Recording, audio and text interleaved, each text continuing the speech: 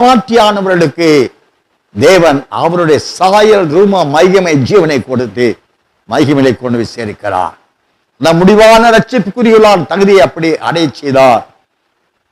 அந்த மனவாட்டியான சபையில் உள்ளவர்கள் இந்த ரட்சிப்பை அவர் கொடுக்க பெற்றுக்கொண்டார்களே, இவர்கள் மற்ற 13-14 வசனத்தைபடி அந்த முடிவான ரட்சிப்பை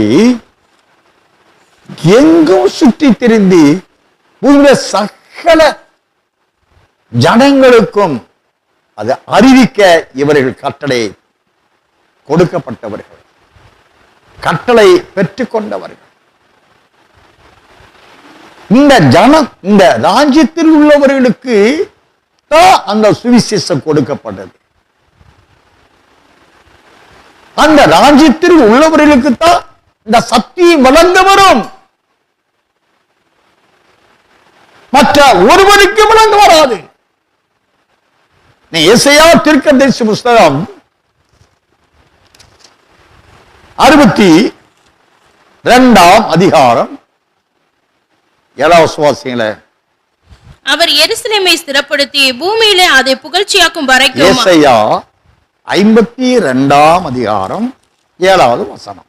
சமாதானத்தை கூறி நற்காரியங்களை சுவிசேஷமாய் அறிவித்து ரட்சிப்பை பிரசித்தப்படுத்தி உன் தேவன் ராஜரிகம் பண்ணுகிறார் என்று சீயோனுக்கு சொல்லுகிற சுவிசேஷகனுடைய பாதங்கள் மலைகளின் மேல் எவ்வளவு அழகா இருக்கின்றன. அருமையான கர்த்தருடைய பிள்ளைகளே,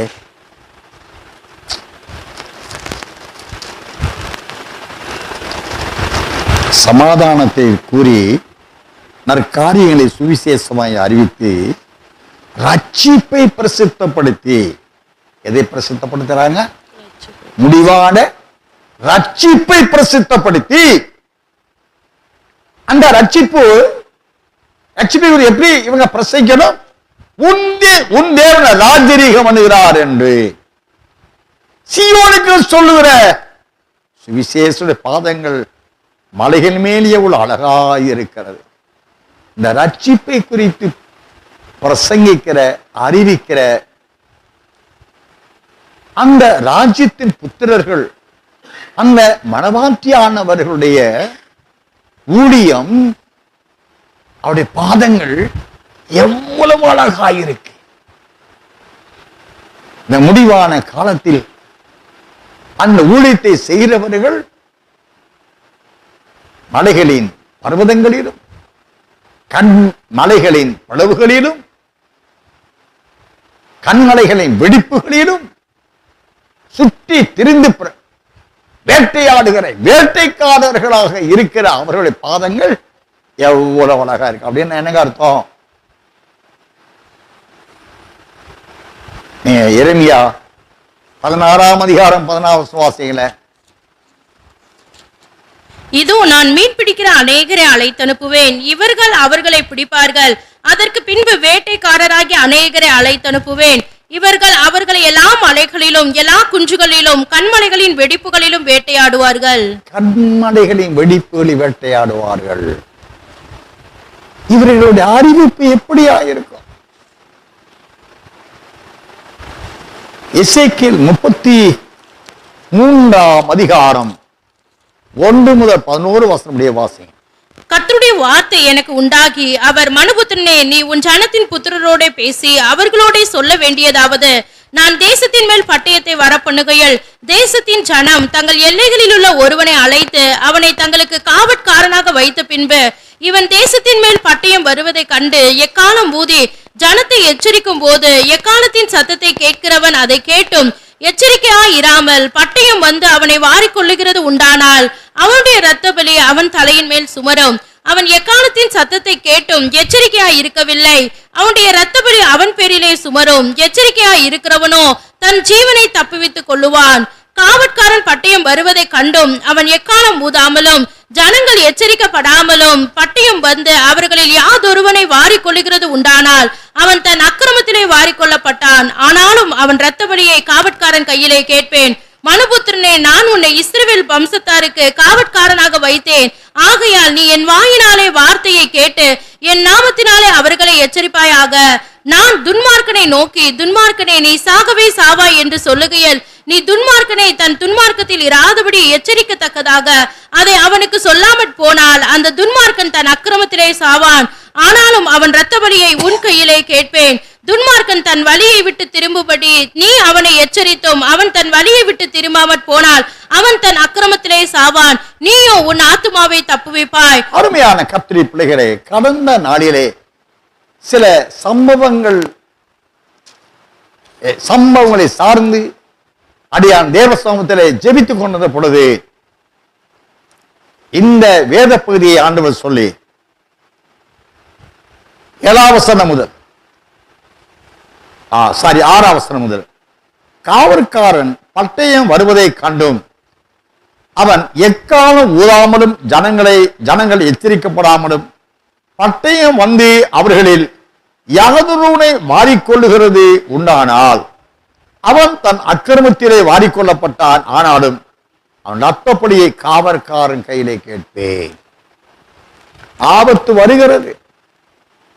ஒருவரும் கிரியை செய்யக்கூடாத ராக்காலம் வருகிறது. யோர்தான் புரண்டு வரும் காலம் வருகிறது.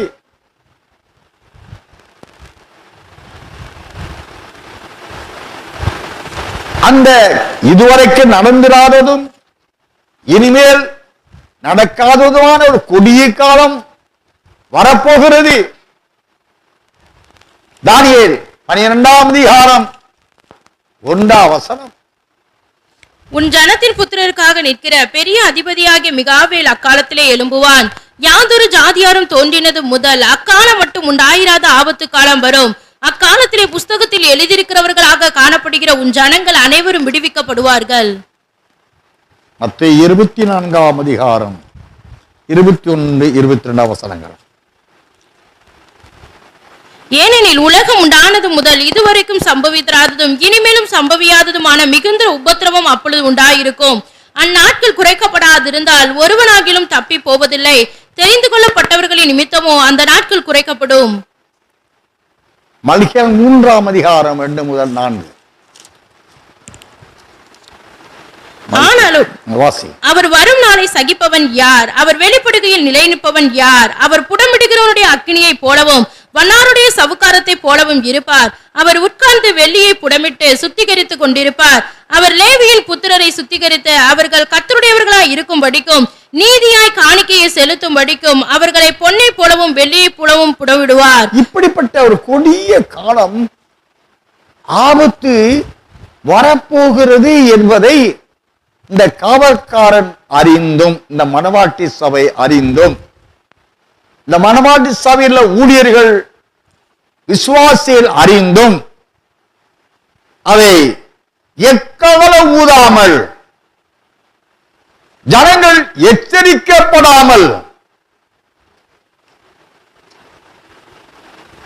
பட்டயம் வந்து ஆபத்து வந்து அவர்களில் யாதொருவனை வாரிக்கொள்ளுகிறது உண்டானால் என்றால்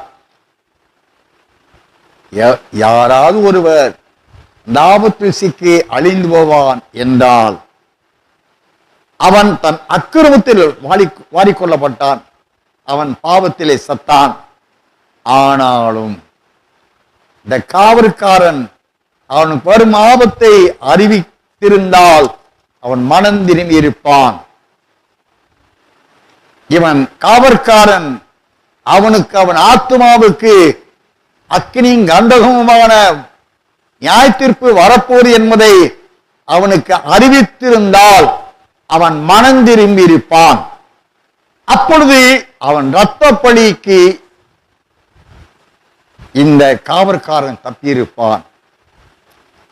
அவனும் அந்த ஆபத்தில் இருந்து காப்பாற்றப்பட்டிருப்பான். அப்படி இல்லாமல் காவற்காரன் அறிவிக்காமல் எக்காலம் ஊதி எச்சரிக்காமல் ஜனங்களை எச்சரிக்காமல் முடிவான ரட்சிப்பின் காரியங்களை அறிவிக்காமல் இவன் தன் காரியமாய் போய்கொண்டிருக்கிறவனாய் இந்த பரிசுத்த புதிய எருசலேம் மணவாட்டி சபையில் உள்ள ஒவ்வொருவரும் அவனவன் தந்தன் காரியமாய் போகிறவர்களாய் நீங்கள் இருப்பீர்கள் என்றால், கர்த்தர் 2 வாரத்திற்கு முன்னால் சொன்ன வார்த்தை, அவருடைய ரத்தப்படி உன்னிடத்தில் கேட்பேன். ஆகையினால் இந்த வார்த்தை சொன்ன பின்பு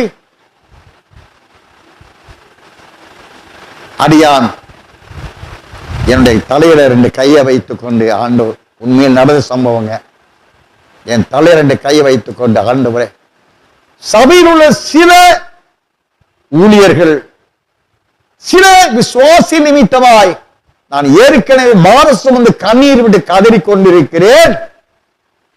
இப்பொழுது இந்த சுமையை என்னால் எப்படி சுமப்பது என்று நான் அழுதேன். இந்த நிலையிலே தேவன் தம் தூதரை அனுப்புகிறார். அவர்கள் சென்று ஒவ்வொரு இடத்திலும் அடியான இடத்திலே ஒரு சில ஊழியர்கள் நின்றார்கள். அந்த ஊழியரை பார்த்து தூதர்கள் ஒவ்வொருவரும் பெரிய பெரிய அபார்ட்மெண்ட் கட்டுவதற்காக ஒரு அபார்ட்மெண்ட்டுடைய சுற்றளவு புரிந்து கொள்ள சொன்னார். ஒரு பெரிய கிராமம் இருக்கு வச்சுக்கங்களேன், பெரிய கிராமம். அந்த பெரிய கிராமத்திற்கு ஏற்றதான ஒரு சுற்றளவு கொண்ட அபார்ட்மெண்ட், குடியிருப்புகள். அதற்கு ஒவ்வொரு தூதனும் போய் வேகமா அந்த பில்லர் போடுறதுக்கு, அந்த காலம் போடுறதுக்கு தோன்றாங்க. இன்னொரு தூதன் வந்து அந்த புட்டிங் பில்லரை வைக்கிறாங்க, கம்பிய. இன்னொரு தூதன் வந்து கான்கிரீட் போடுறாங்க.